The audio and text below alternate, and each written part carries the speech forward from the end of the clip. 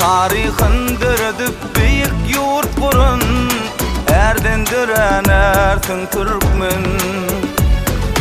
Oğul Han tağmasın bütün dünya tanadın, dünya dörep barsın Türkmen. Oğul tağmasını bütün dünya tanadın, dünya dörep barsın Türkmen.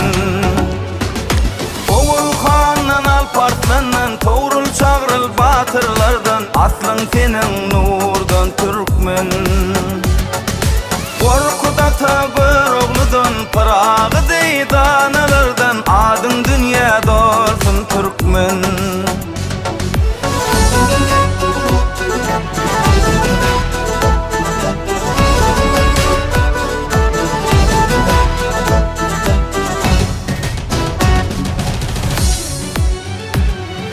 Vatan için şirin canından geçen, ar-namus diýer meydanın peçen.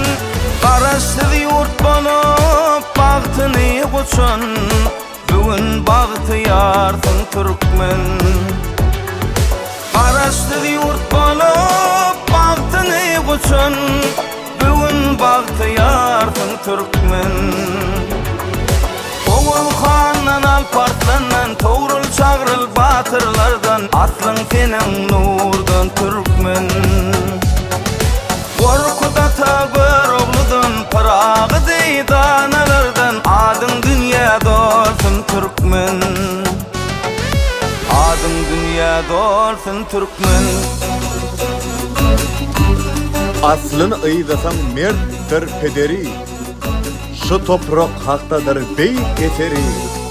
Şu vatanı söyüp ötülü, er yigitler gayratı süýün dogulýar.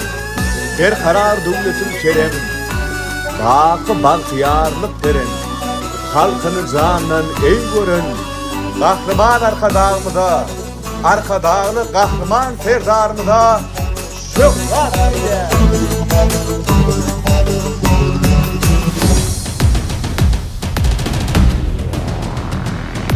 Ağdı bir yurdu parahat asmanıdır, yeňişlere yarsın Türkmen.